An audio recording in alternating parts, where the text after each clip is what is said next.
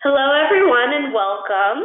The Essential Personalized Learning team at the Center for Collaborative Education welcomes you to our webinar on authentic learning. This is the third webinar in our series, Getting Personalized Learning Right. We at CCE believe that personalized learning, when implemented the right way, is the key to academic success and educational equity. That said, in our extensive work supporting schools through the process of design and redesign, we have also seen the perils and pitfalls of this work that are all too easy to stumble into. We hope that this webinar series serves as an opportunity to share what we have learned about how to approach personalized learning so that it meets its intended equitable student outcomes and is sustainable for the school community. So I'm your host today. My name is Diana LeBeau, and I'm the Director for the Essential Personalized Learning team at the Center for Collaborative Education. Aside from my time as director and previously senior associate at CCE, I've been a school administrator, an educational program director, a middle school teacher, and a curriculum manager. In most of these previous roles, some aspect of my work included developing or leading enrichment programming, including project-based learning, internships, and service learning. I also integrated a lot of these aspects into my classroom work. Although I've worked in cities in Maine, New York, Missouri, and Massachusetts, my work is always focused on providing authentic learning experiences for marginalized youth. And so today I'm really talking about a topic I'm passionate about and something I've been working on for most of my career. We have a guest speaker today named Andrea Stowe, who has been a teacher and teacher leader with Boston Public Schools since 2011, and she's currently instructional design coach for Edwards Middle School in Boston. She's also a very busy person outside of this traditional role. She's very involved in teaching Kung Fu and Tai Chi, participating in activism around education justice issues, and more recently, a leader of a grassroots team selected by BPS and CCE to bring a brand new school model to the city from the ground up called Boston Collaboratory School. This is a truly innovative school model that's part of our Massachusetts Personalized Network. And I've worked to coach VoCollab for nearly 2 years, and I've come to know Andrea well for the on-the-ground experience she brings from her years of teaching as well as her leadership capabilities. I'm so excited she can share with us some of her experiences leading intensive community-based projects with her students, as well as some details of her school's design, which fits right in with this conversation about authentic learning. So I want to slow down a little bit and hear about you. If you could take a minute, please use the question box feature and introduce yourself and your interest in joining us today. I'll give you a minute to do this and then we can regroup. I want to make sure that this seminar is beneficial to those who are here with us. All right, it looks like we have some fellow Massachusetts folks in the house, as well as some people from a little further away. And it looks like there's some folks interested in bringing personalized learning to their schools, or in one case it looks like a library. So we can probably talk about some more targeted questions as the webinar goes on. So as you think of anything that you're curious about, please feel free to type it into the question box, and we'll stop for a few opportunities to answer questions as the webinar goes on. If you're new to this series, our vision of personalized learning strives for sustainable, equitable, school-wide change. Our framework for personalized learning is based on 5 principles: dispositions for learning, competency-based learning, flexible learning, student-driven learning, and the focus of today's session, authentic learning. In previous webinars in this series, we've explored dispositions for learning, which include cultural competency and social-emotional learning, and student-driven learning, which ensures that students have agency in their own educational experience. Although we're focusing on one principle at a time, we do feel strongly that these principles work best in concert, supported by the right conditions for learning, which you can see in the outer circle of this image. And, as you can see in the center, focused on equity and excellence. Here are our essential questions for authentic learning, and a lot of our work at CCE focuses on working within these questions and exploring the responses to these questions as we work with schools. And here is a list of the questions I hope we'll cover in today's session. It looks like this has pretty good alignment with most of what I saw your interests are. I'm going to begin by laying the groundwork for 10 minutes or so, and then I'll let Andrea take over and discuss her experience with authentic projects in her new school design. Then we'll have the chance to open it up to the group for wider questions. Authentic learning, by our definition, is when students engage in standards-aligned workplace, project, and community-based learning with multiple opportunities to demonstrate what they know and are able to do. Authentic learning is also culturally responsive and true to context. Today, we're going to largely focus on authentic community-based project-based learning, but we can include other elements as they come up. One thing you'll hear me emphasize throughout is how authentic learning must be in service to sustainable programming and policies that are grounded in the pursuit of equitable outcomes for all students. And I'll outline some important considerations as we go along. Now, this looks very different depending on the school context, but things like PBL, service learning, workplace experiences, performance assessments, culturally relevant units, those are all part of authentic learning, and they really need to suit the school's local context, but also the global context. So this slide is just sharing some of the aspects that we feel like authentic project-based learning incorporates. Here are some words that in some surveys conducted recently, we have seen people associate these words with authentic learning. You notice big, relevant, and real are two very large parts of this. And on this slide, you can see a comparison between traditional and authentic learning. I think one thing to draw your attention to is that authentic learning really does involve relevant, real-life experiences. It involves something that is student-structured rather than teacher-structured. And as a result, on the next slide, you can see that the role of the teacher typically will change in this context. Teacher steps down from being the sage on the stage and is more of a facilitator and really works to make the learning authentic for the students. Now, authentic learning can only be accomplished in a more shallow or inconsistent way if it's not aided by what we kind of see as the strong bedrock of supportive school conditions. CCE has developed an essential personalized learning school planning tool to help schools determine readiness for personalized learning, and we will talk a little bit more about this tool at the end of the webinar. But some of the conditions that we study when we work with schools to determine their readiness to really support authentic learning include the ones you see on your screen.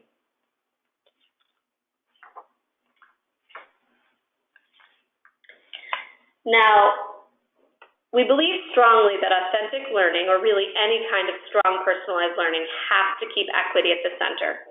If we aren't looking at our authentic learning initiatives through this lens, it isn't going to work right. We'll have students left behind by the experiences or unable to demonstrate their learning.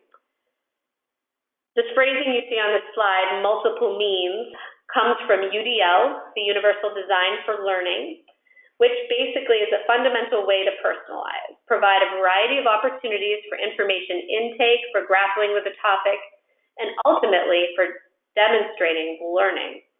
The other important piece is that we constantly check that our material is culturally relevant for the students in the class. Now, with these equitable outcomes in mind and the concern for making this doable and sustainable, here's a short checklist for authentic learning experiences. In creating this list, we're drawing from the Buck Institute for Education, of course, which is a real PBL go-to, but also experts in the fields of service learning, participatory action research, and our own expertise derived from years of experience. Now, as you're looking at this, keep in mind this is a set of high standards. Without these elements, you risk an unsustainable project or replicating a more traditional learning experience in disguise, or a program that might be inequitable in some way, either in access or in outcomes. I'd like particularly to note that while real-life relevance and culturally relevant topics seem an obvious part, they're harder to realize than they seem. The divergent thinking that authentic learning requires is a part of this. If you don't know the phrase, it's the idea that students start with a single prompt or challenge or topic, but there's infinite possible strong outcomes. This is really a necessary component of the authenticity, because in real life, complex projects don't have one right answer, one perfect outcome. And this is also a key to engagement and to making the material accessible to all students. That said, it's also one of the scariest components for teachers new to project-based learning, when you really do put it in the hands of the students. So we can talk a little bit later about some guidelines to follow for that. That said, these are high expectations. Projects won't always hit all of these all the time, but we would like to see a lot of these most of the time appearing in a school if we're going to be talking about that school as an authentic learning environment. Now, with these elements in mind, I want to turn this over to our guest today, Andrea So, who's going to share an authentic learning experience with us that she co-led last year. And in the project that she outlines, you'll see evidence of a lot of these aspects that we just looked at shining through. And you can ask her about some of the others afterwards. As you think of questions, please send them along in the question box, and Andrea can try to respond after she shares. Good afternoon, everyone. I'm Andrea, and happy to be here today. And we're going to go over an example of authentic learning experience that I had the honor to lead last year. So at the school that I worked at, during the last quarter of the school year, all students in the whole entire school get to prepare for something called the Green Exhibition. And that's a space and time where students get to show off what they learned throughout the year. And just because the structure was there, it gave us the necessary time to start putting materials together and put together a project for our students. Additionally, our school leaders were excited to support us along the way because this is part of their vision, and their support allowed our team to be creative. Our instructional focus that year was to increase cognitively demanding tasks. So as a team, we were completely sure that whatever this project was going to be, it wasn't going to be a place where students go on Google, look for some facts, and just regurgitate all the facts during the presentation. So we started with looking at our students and families' most basic needs and decided that we were going to start with shelter. And it was very important to us that our students were aware of the social issue and are empowered to do something about it. Okay, so our project's driving question was, is gentrification good or bad? So we first started with exposing students to our city and the impact of gentrification. We weren't the experts in gentrification, and we actually didn't know as much as we wanted to. And what we did was we arranged to meet with experts at the library's map room and analyze maps of Boston. We also arranged to go to Boston Society of Architects to look at the development of the city. We went on tours with nonprofit organizations like Urban Edge, Chinese Progressive Association, to take a look at the residential areas in Roxbury and Chinatown. And we also invited a good number of guest speakers into our school to talk about their work and their experience. So back in our classrooms, students had mini debates. They had to write narratives of a displaced person, how it feels like to be displaced, and had to write a research paper on gentrification in Boston. And in their math and science classes, our students had to balance their budget, figure out how much they have left to rent a place, look for a place online, and discuss what compromises they had to make during that process. And they also had to design on Tinkercad what their space would look like. In the slide, there were a couple of links, and one of them is our checklist, and we also provided our calendar. These were especially helpful, and it worked really well for students with learning differences to stay focused and organized. And here are some of the pictures of our students in action. So at the last week of this project, our students had to work in committees to design their action plan and action steps. And these I completely came up with by students. We were just along the way guiding them, and we said, yes, that's a great idea, or maybe make some adjustments. Many of these ideas came about when students are on the trips. And because students felt the impact of social injustices walking around their city, and they really wanted to do something about it. So they have decided that they were going to have a rally in front of school, go around to different advisories of the school to teach their peers about gentrification. They designed keychains and they sold them, and the profit went to the nonprofit organizations that we visited. They also wrote letters and make phone calls to local and state officials. Some of them even called some local news that got us in a lot of trouble, but it's another topic. So in one of these pictures, when we were touring Roxbury, the one on the top, it was raining really hard, and it was a really heartwarming day and scene to see. As students were taking notes, they were just like, I want to get this information down, but because it was raining, they couldn't write anymore. And if you could see, they were like on the spot problem solvers because they all took out their cell phones and they started recording the tour guide. And it's, that's just student agency at play, and you don't get to see that a lot in our classroom where we tell kids exactly what to do. And on the Instagram link, this was the Instagram that the students made. There were a few more pictures of them in action, and I really wish we had done a better job documenting them. So this slide is our students' reflection. This is ultimately their presentation. They had to present not just about the project, but about what they learned. Our students complained their whole entire way through the project, and the complaints are all about how much work they had to do. But the idea here was that they were all willing to do it. Many students have told us that they had never had to work this hard in school.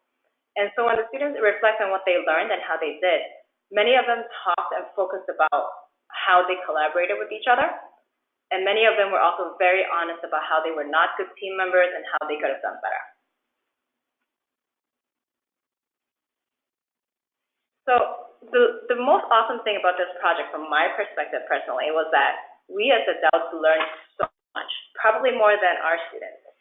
We really learned what it meant to collaborate. We stayed out, we argued a lot, we laughed, we complained, but most importantly, we really enjoyed reading through our students' reflections together because we felt that they learned so much that's not in the books.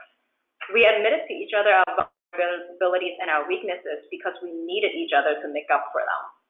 We had a great time learning about ourselves, our students, our community, and our city. Throughout this project, we engaged many of the students who have not been engaged at all school year. They were the ones who led small committees. They wrote, letters, and they wrote scripts to call officials, and they came and asked for feedback.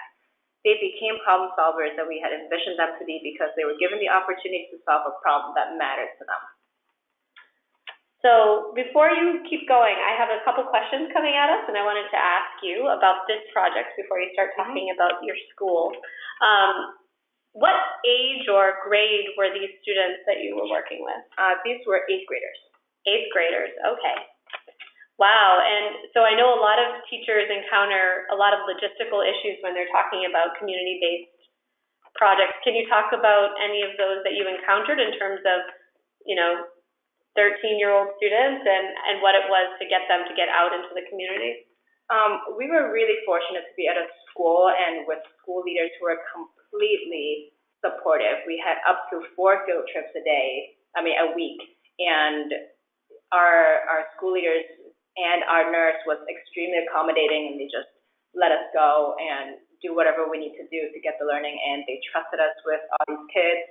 We had 4 to 5 adults with maybe 60, 65 kids at a time. It can be rough at times because the kids are tired and you have to drag them on the bus, but I really think that the vision of the school and the school leaders made a huge difference in our success. Yeah, we're seeing again and again in our work with schools that the leadership really is, you probably saw that as one of our school conditions. That's a super important component. One last question I'm seeing is, how do you find time for these kind of projects in a climate of high stakes testing? So the reason why this exhibition happened in Q4 is because at the end of the school year, there's usually a downtime after MCAS. MCAS happens April and May. And as soon as the ELA MCAS was over, the ELA and humanities teachers were at work and they got started with the project first. And as soon as the math teachers were, the math MCAS was finished, we jumped right in. So it was a matter of timing, and it made that month and a half of school really, really meaningful for our students. Now that they're done with all the standardized testing, they could focus on something that they really cared about. Great. So one last question that we'll deal with now, and we can, if folks have any others, we can address them later. What were some of the information strategies that you used in order for the students to become experts on this really complex topic of gentrification? So we used a lot of student-based research. They had to do the research on their own. We mainly don't have a lot of information ourselves, which is a really scary part, but we were able to connect them with a lot of experts. So they talked to experts on the phone, we called them up, and these are all through our personal network. So it came in handy when we blasted out on Facebook, hey, do we have a tour guide who can walk our kids through the neighborhood of Roxbury, and talked about it. Those are the people that our kids got to connect with. Great. Yeah, I mean, that's always the scary part of project-based learning, is admitting that you're going to set some assignments and have some outcomes that go beyond your own knowledge base, and that's also one of the exciting parts, because it becomes an exchange of information rather than the teacher depositing information in the students. So sounds great. So I'd love for you to tell us a little bit about the school design that you and some others have been working on and are bringing to life in the next couple of years in Boston. Sure. So when we first started, our mission is to honor and empower Boston's youth to be the next generation of impactful thought leaders who transform ideas into reality. And when we came together as a design team, we were really committed to doing what we want our students to do, which is identifying a problem, research it, and came up with a plan together to attempt solving the problem or positively impact it. We wanted our students to do that exactly by letting them to have the opportunity to practice researching about an issue and come up with an action plan and lead themselves. In short, basically through authentic learning experiences that let them learn how to be a problem solver. So here's what we believe will equip our young people. If you look at the boxes, the first box says self-knowledge and wayfinding. We believe that in order to be problem solvers, we need to know about ourselves. We need to know ourselves really well. And in the second box, we believe that our students need to understand the system. And in the third box, we believe that our students need to understand functional knowledge, which is how we and the system interact, and that would lead to thought leadership. And I'm sure you're thinking about how. And so if you look at the arrows on the left-hand side, these are the things that we believe could lead to the how. And as a design team, we don't think that these are the only hows out there in the world. We believe that these are some of the things that we're experts in that we could bring to our design. So in order for us to know about ourselves, we believe that mindfulness wellness is really important, and the study of ethnic, gender, racial studies will help them understand the system. And in order for our students to be thoughtful leaders, we believe they need an approach of thinking about problem solving, which we call computational agency and entrepreneurship mindset. And if you'd like to find out more about our model, please visit our website, bostoncollaboratory.org. Great, thank you, Andrea. I really appreciate you sharing your project as well as your school design with us. Audience members, this is a great time to continue to chat any questions you might have for Andrea about her work. And while folks get a chance to type, Andrea, I'm wondering, what kinds of resources do you use when you're working to develop an authentic project or community learning experience like the one you described? So we were on the IE website a lot. We glanced through all their projects. That's Buck Institute for Education. Yep. Yeah, the few of us sat together and we just went through that website for hours and just getting idea. And then we followed their guidelines in terms of crafting an interesting question that's relevant to our students.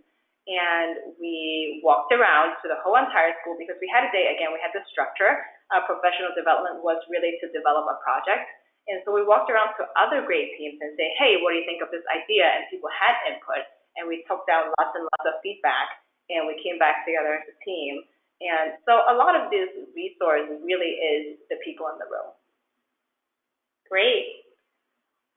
Let's see what we have for questions. Okay, I'm seeing one about your school design. How will so you described, I know, having seen your last slide, that you described some of the aspects that are going to go into the school design, but how do you envision using project-based learning in your school design? So our school design actually is based off of project-based learning. We believe that it's going to be the main focus of the school. Everything else that they learn will be learned through projects.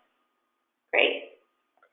Okay, we'll have the chance to answer a few more questions in a few minutes, but before that happens, I want to make sure to share some of the aspects that we look at when we're considering schools' readiness for and implementation of authentic learning. So in our direct work with schools, CCE's Essential Personalized Learning team has the practice of beginning with a school planning tool. We actually, even before that, have a district planning tool that we use, but today I want to look at the school-based one.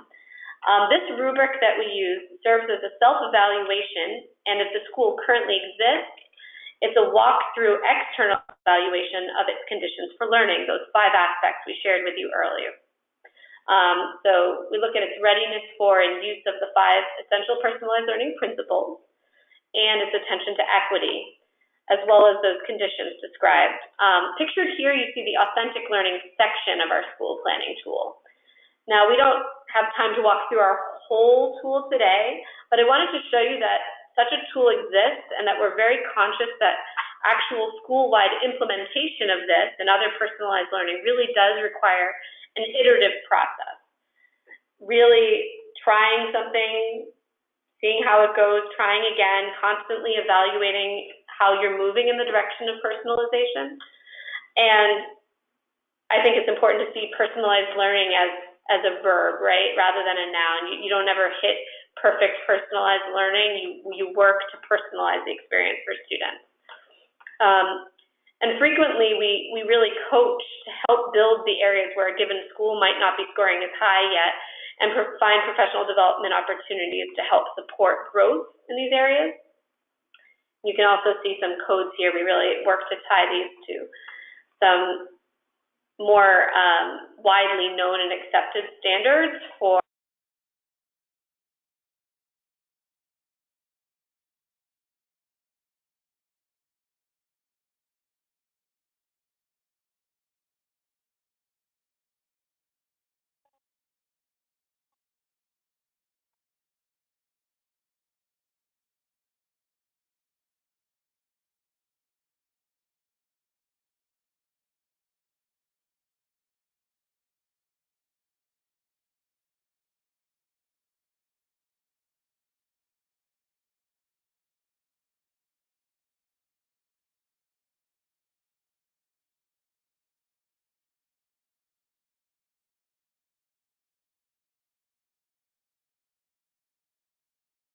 competency-based learning.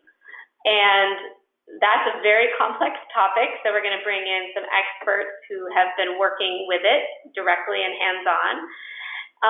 If you're not sure if you've registered for the whole webinar series, please email Allison Short at ashort@cceboss.org to make sure you're signed up. We'll be discussing competency-based learning, and then immediately following that, we have one more webinar on flexible learning. I did want to mention that schools, coaches, or teachers interested in stepping a little deeper into equitable, authentic learning, or really any of our personalized learning principles and conditions, should definitely check out some of our upcoming events. These can be real resources for anybody engaging in this work, no matter what your role. We have a spring convening coming up on May 3rd, and we're really excited that education justice advocate Clint Smith is our keynote speaker. If you haven't seen his TED Talks, I strongly suggest you search for them. We also have some fantastic workshops for attendees, plus networking time and even a student panel. We also have 2 CCE institutes this summer, and you can find out more about them on our website and register for them directly there. And both of these really grapple with authentic learning. The Essential Personalized Learning Institute looks generally at all of our personalized learning principles and conditions, and the other Summer Institute mentioned here looks specifically at developing quality performance assessments, which is one way to look beyond standardized tests, but it's also a linchpin of authentic learning. So I'd love to answer any questions that have come up over the course of this webinar for either me or for Andrea. So please feel free to type in any ones that have come up since I've last checked. I have a couple here that I'll start with that have come up. This is a question for Andrea.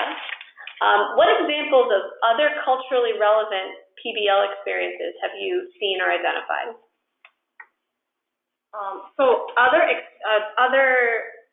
projects that I've done in my own classroom are a little bit smaller in scale, and they're not necessarily interdisciplinary.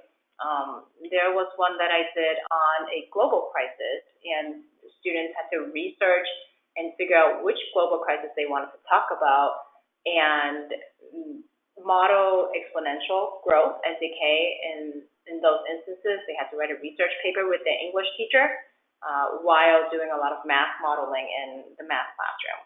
And again, it's a crisis that they care about, because culturally relevant doesn't necessarily have to do with culture per se, but it's what is relevant to our students. Great. Yeah, that's related to another question I'm seeing about how can you make sure PBL is culturally relevant, especially in diverse classrooms. And I think, speaking kind of from my perspective on this, I've also done a lot of project-based learning.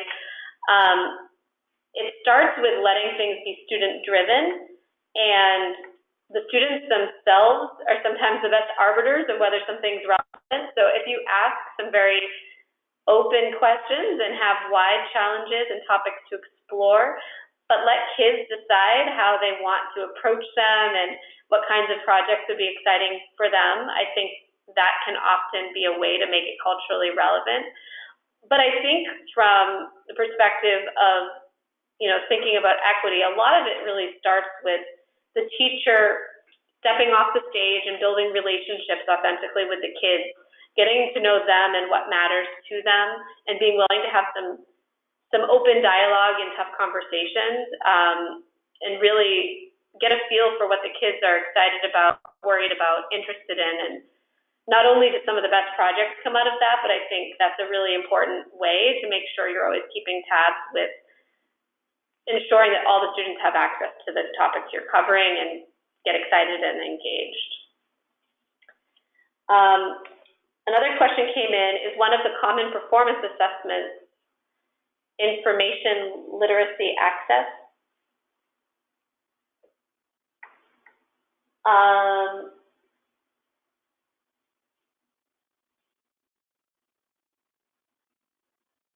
I'm sorry, I'm not totally sure what's being asked by this, but I do think there are common performance assessments that are another wing of CCE. Our quality performance assessment team works to develop with educators. I'm not sure if they've done an information literacy access performance assessment, but can definitely find out some of that information and try to share that in a follow-up with this webinar. Okay, I see as a follow-up, you're wondering about 21st century information literacy skills, information evaluation, et cetera. Yes, there are definitely performance assessments around that. I invite you to check out CCE's webpage, www.cce.org, and check out our quality performance assessment section of that, and that dives a lot into the performance assessment side of the work. Something I will say in general about project-based learning is that one of the goals is, and this is true for performance assessments or project-based learning, which are similar but sometimes distinct, is that you are building those 21st century skills, and depending on what class you're coming from, so whether you're working with a history class or an ELA class or some sort of interdisciplinary math science class, you might take a different tack for which standards you're going to bring into the project that you're working on. But I think a lot of the benefits of project-based learning come from having collaboration and the ability to immediately and realistically grapple with some of that information literacy. Somebody had asked, what's a favorite PBL experience you've designed? Well, I heard Andrea's. I will share one of my own from my time as an 8th grade ELA teacher. So similar age group, different subject. You were a math teacher, right, Andrea? I was. Okay. So my experience as an ELA teacher, we did a project in which, so this one actually didn't involve getting outside the classroom at all, and so I'm going to share it. I did some that involved field trips as well, but I want to share this one in case that logistical component of getting out of the room is a little scary for folks. We had some required texts at the school I was at, and one of those was, it's sort of shocking because it was 8th graders, but one of those texts that was required was a Shakespeare text, and we could pick which one we wanted to attack. So we decided to take Romeo and Juliet, and the students read Romeo and Juliet. We went through that as a class, but what we wound up doing was giving students the opportunity to pick a scene that resonated with them, and in a group, they had to build a performance assessment of some kind to show that they fully understood the scene by setting it in a context that was relevant for them and drawing a comparison between this very old Shakespeare scene and a more modern or more recent historical period, and change the setting. They had to do research on the new setting they were placing this in. They had to use I think they had to use 10 lines from Shakespeare, and the rest of it they had to adapt or create themselves.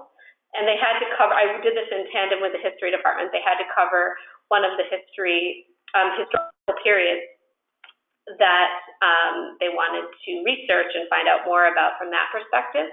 So it was a way to build some fun into it. We had a celebration day where folks who did performances performed, and folks who did artworks and other visuals were able to share theirs, and folks who did a more traditional presentation could present. And it was a day to celebrate the different kinds of projects that folks created. So note that I didn't say what they had to produce, and it led to a really wide variety of really fun outcomes from the students. So that was probably my favorite.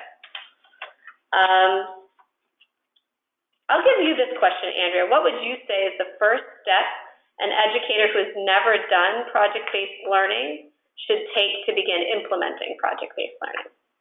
I would suggest doing a little bit of reading on the topic to find out what PBL is and isn't. And I would also suggest starting with something smaller in scale. My first project that I started only lasted about 5 days. And that was giving extra time for students with different learning needs so we could finish, and showing students that how to keep track of their own time and learning all the soft skills that don't naturally come for some adolescents, such as the tasks that you have to finish and follow through with all the tasks, keeping track of where their things are and whatnot. So I would suggest starting a little bit smaller and then slowly expand throughout the year and start to engage other members of your community to do things with you. Great. Okay, I have 2 more questions, and we'll go through those, and then we'll draw this to a close. This one is for you, Andrea. Do you find that students get more out of the interdisciplinary projects or the subject-specific ones? I don't actually see a difference in the 2 experiences. What they do get when we do an interdisciplinary project is that they notice that the adults are on the team together, and they notice that we work well together and that, they feel like we're modeling for them what collaboration means. But in terms of content, I don't specifically see a difference in learning the standards. Great, okay. And what kind of feedback do you get from students about projects to let you know that the learning was authentic? What sort of things do you hear or see from them? So in the project that I presented, what we really saw was the student agency and students taking ownership and leading their own small committees. On the calendar, we literally just said action plan and action steps week, and we did not actually put in any parameters. And that's when we knew that students cared about their work. Some other examples is when our students had to design their own avatar at the beginning of the school year and introduce themselves. And when you give them a parameter of, say, hey, you're supposed to write the equation for 20 lines, and all of a sudden you have a whole entire class of students who wanted to write an equation of 50 lines and to make their graph more intricate and more complicated, that's when you know that you've captured them. All right. Well, thank you, Andrea, for answering all these questions. And I want to thank everybody again for joining us. The fact that you took time to be with us today really speaks volumes for your commitment to your professional growth and to public education and your students. Please reach out with any further questions or comments. Next week, we will be emailing you all a recording of this webinar that you can refer to or share with some of your colleagues. And we also hope to see you at a webinar or one of our upcoming events sometime soon. Thank you so much and have a great afternoon.